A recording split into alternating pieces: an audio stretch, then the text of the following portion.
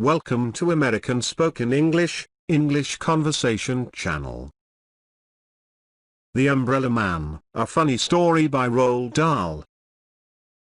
I'm going to tell you about a funny thing that happened to my mother and me yesterday evening. I am 12 years old, and I'm a girl.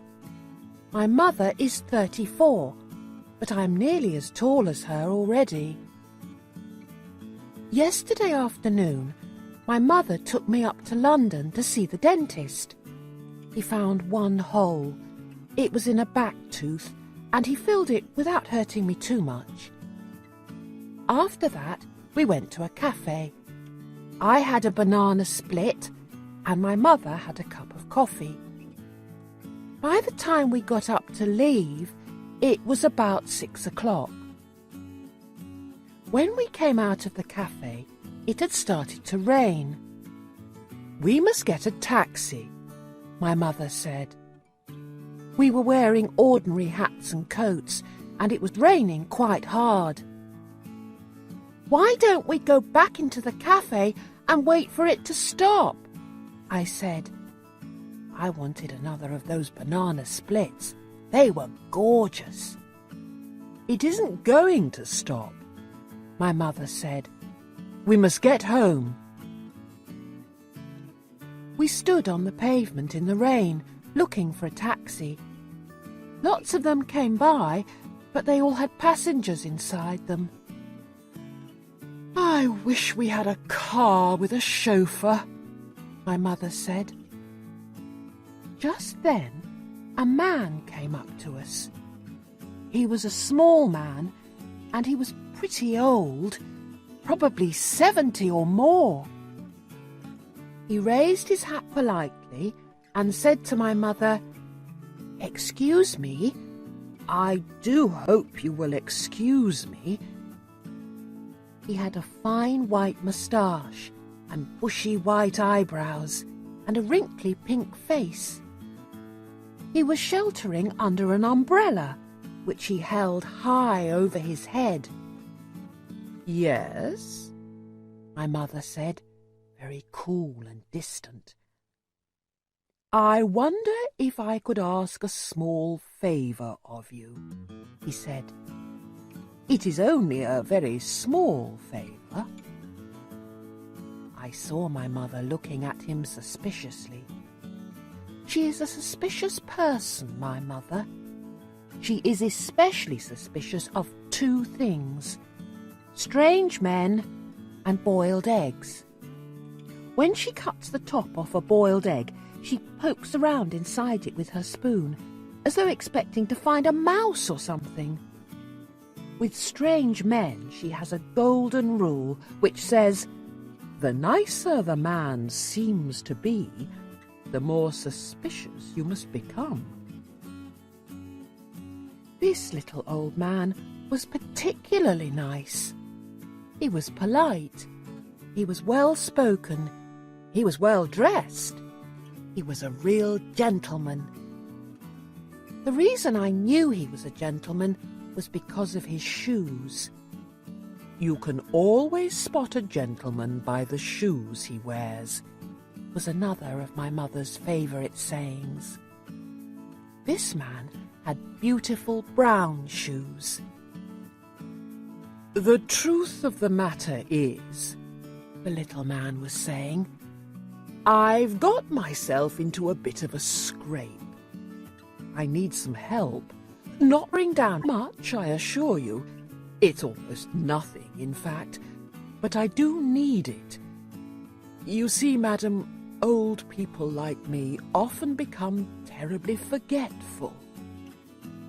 My mother's chin was up, and she was staring down at him along the full length of her nose. It was a fearsome thing, this frosty-nosed stare of my mother's. Most people go to pieces completely when she gives it to them. I once saw my own head mistress begin to stammer and simper like an idiot when my mother gave her a really foul frosty-noser. But the little man on the pavement, with the umbrella over his head, didn't bat an eyelid. He gave a gentle smile and said, "I beg you to believe, madam, that I am not in the habit of stopping ladies in the street and telling them my troubles." "I should hope not," my mother said. I felt quite embarrassed by my mother's sharpness. I wanted to say to her, "Oh, Mummy, for heaven's sake! He's a very, very old man, and he's sweet and polite, and he's in some sort of trouble, so don't be so beastly to him." But I didn't say anything. The little man shifted his umbrella from one hand to the other. "I've never forgotten it before," he said. "You've never forgotten what?" my mother asked sternly. "My wallet," he said. "I must have left it in my other jacket. Isn't that the silliest thing to do?" "Are you asking me to give you money?" my mother said. "Oh, good gracious me, no!" he cried. "Heaven forbid I should ever do that." "Then what are you asking?" my mother said. "Do hurry up. We're getting soaked to the skin here." "I know you are," he said. "And that is why I'm offering you this umbrella of mine to protect you, and to keep forever, if only... "If only what?" my mother said. "If only you would give me in return £1 for my taxi fare just to get me home." My mother was still suspicious.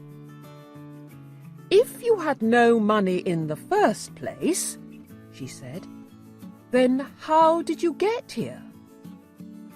"I walked," he answered. "Every day I go for a lovely long walk, and then I summon a taxi to take me home. I do it every day of the year." "Why don't you walk home now?" my mother asked.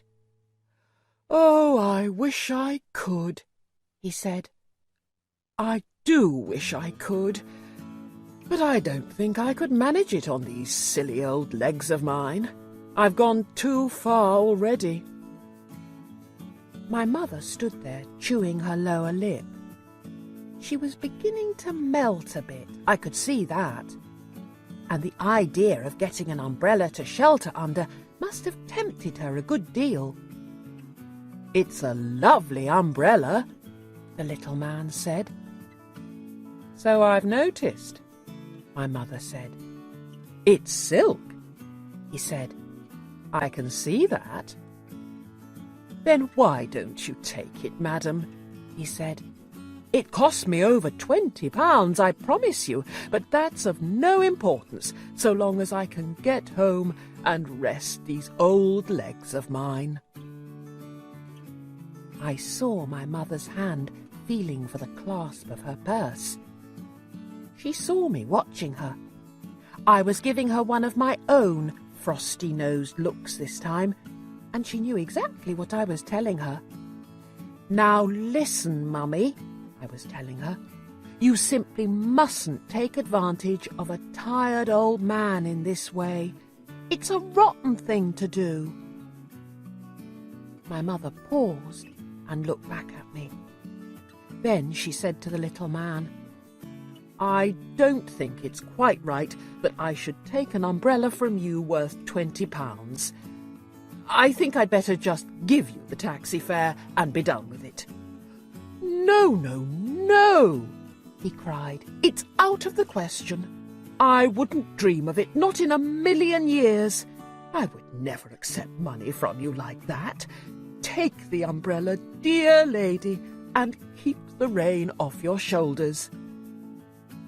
My mother gave me a triumphant sideways look. "There you are," she was telling me. "You're wrong. He wants me to have it." She fished into her purse and took out a £1 note. She held it out to the little man. He took it and handed her the umbrella. He pocketed the £1, raised his hat, gave a quick bow from the waist, and said, Thank you, madam, thank you." Then he was gone. "Come under here and keep dry, my mother darling," my mother said. "Aren't we lucky? I've never had a silk umbrella before. I couldn't afford it." "Why were you so horrid to him in the beginning?" I asked. "I wanted to satisfy myself he wasn't a trickster," she said. "And I did. He was a gentleman. I'm very pleased I was able to help him." "Yes, Mummy," I said. "A real gentleman," she went on. "Wealthy, too. Otherwise he wouldn't have had a silk umbrella. I shouldn't be surprised if he isn't a titled person. Sir Harry Goldsworthy, or something like that." "Yes, Mummy." "This will be a good lesson to you," she went on. "Never rush things. Always take your time when you're summing someone up. Then never make mistakes." "There he goes," I said. "Look." "Where?" "Over there. He's crossing the street. Goodness, Mummy, what a hurry he's in." We watched the little man as he dodged nimbly in and out of the traffic. When he reached the other side of the street, he turned left, walking very fast. "He doesn't look very tired to me, does he to you, Mummy?" My mother didn't answer. "He doesn't look as though he's trying to get a taxi either," I said. My mother was standing very still and stiff, staring across the street at the little man. We could see him clearly. He was in a terrific hurry. He was bustling along the pavement, sidestepping the other pedestrians and swinging his arms like a soldier on the march. "He's up to something," my mother said, stony-faced. "But what?" "I don't know," my mother snapped, "but I'm going to find out. Come with me." She took my arm and we crossed the street together. Then we turned left. "Can you see him?" my mother asked. "Yes, there he is. He's turning right down the next street." We came to the corner and turned right. The little man was about 20 yards ahead of us. He was scuttling along like a rabbit, and we had to walk very fast to keep up with him. The rain was pelting down harder than ever now, and I could see it dripping from the brim of his hat onto his shoulders. But we were snug and dry under our lovely big silk umbrella. "What is he up to?" my mother said. "What if he turns round and sees us?" I asked. "I don't care if he does," my mother said. "He lied to us. He said he was too tired to walk any further, and he's practically running us off our feet. He's a barefaced liar. He's a crook." "You mean he's not a titled gentleman?" I asked. "Be quiet," she said. At the next crossing, the little man turned right again. Then he turned left, then right. "I'm not giving up now," my mother said. "He's disappeared," I cried. "Where's he gone?" "He went in that door," my mother said. "I saw him into that house. Great heavens, it's a pub!" It was a pub. In big letters right across the front it said, "The Red Lion." "You're not going in, are you, Mummy?" "No," she said. "We'll watch from outside." There was a big plate glass window along the front of the pub, and although it was a bit steamy on the inside, we could see through it very well if we went close. We stood huddled together outside the pub window. I was clutching my mother's arm. The big raindrops were making a loud noise on our umbrella. "There he is," I said. "Over there." The room we were looking into was full of people and cigarette smoke, and our little man was in the middle of it all. He was now without his hat and coat, and he was edging his way through the crowd towards the bar. When he reached it, he placed both hands on the bar itself and spoke to the barman.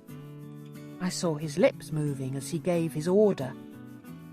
The barman turned away from him for a few seconds and came back with a smallish tumbler filled to the brim with light brown liquid.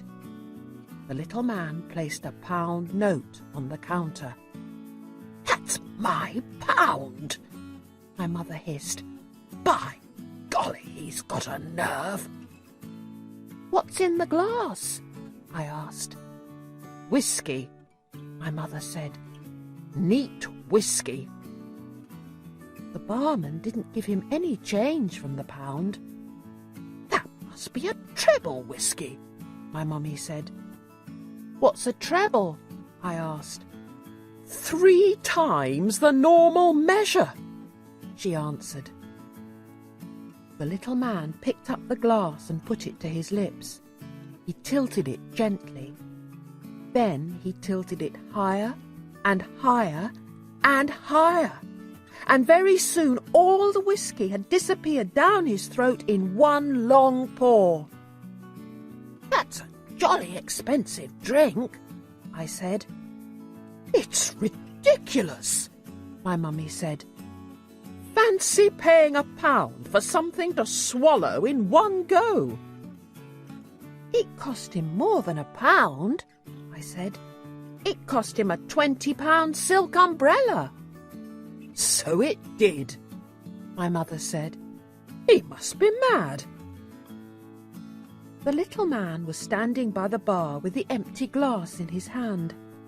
He was smiling now, and a sort of golden glow of pleasure was spreading over his round pink face. I saw his tongue come out to lick the white moustache, as though searching for one last drop of that precious whiskey. Slowly he turned away from the bar and edged his way back through the crowd to where his hat and coat were hanging. He put on his hat, he put on his coat. Then, in a manner so superbly cool and casual that you hardly noticed anything at all, he lifted from the coat rack one of the many wet umbrellas hanging there, and off he went. "Did you see that?" my mother shrieked.